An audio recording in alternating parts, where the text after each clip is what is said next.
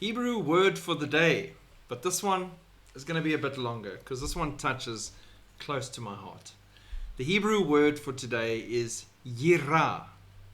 Yirah. Y-I-R-A-H in English spelling. Yirah. The Hebrew word translated here is awe in the Bible. So the awe of God, or the fear of God, the fear of the Lord.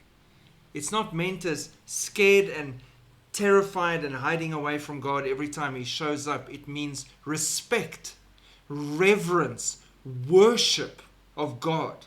But, make no mistake, Yirah is strongly connected to trembling. Moses was filled with Yirah when he begged God, "Let me see your glory."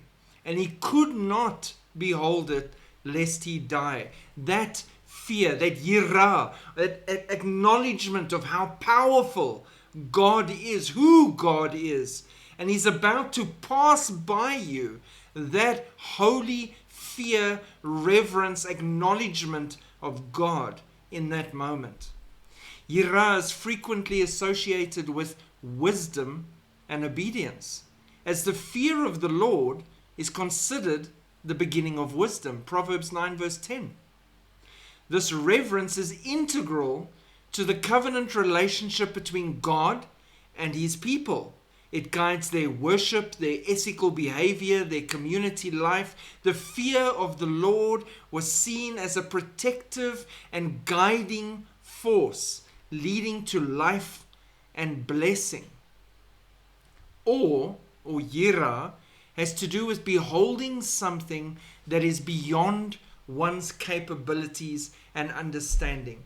When you look at the most glorious sunset and you think, God made this, the scope of it, the wonder of it, the beauty, wow, God made this earth. When you look at the stars, each one placed in heaven in the perfect way, and every single one of them so beyond our understanding in size, scope, power, and meaning, and they're placed there for signs and seasons, and God placed them all. The wonder, the awe, the reverence for who God is. Yirah, immediately. Beholding God's full glory is terrifying, but the Lord has spared us. He mediates His glory through His Son, the Messiah, Jesus. He is the image of the invisible God, as the Apostle Paul tells us in Colossians 1:15. The Son is the image of the invisible God, the firstborn over all creation. When the disciples asked Jesus, "Show us the Father and it will be enough," and He says, "How long have I been with you? If you have seen me, you have seen the Father," because they are one. Yirah calls us to behold and to worship. In whose hands are the depths of the earth? The peaks of the mountains are His also. The sea is His, for it was He who made it, and His hands formed the dry land. Psalm 95 verse 4-5. Yirah is an awe that brings Job, in the book of Job, healing from his grief. In response to Job's lamentations all the time, God, in true Jewish fashion, answers his question with a question. And the question will take you back to Yirah. Who is this who darkens the divine plan by words without knowledge?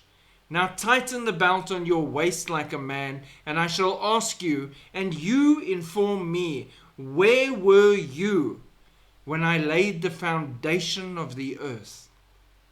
Job 38 verse 1-4. Where were you, man, when I, God, laid the very foundation of earth?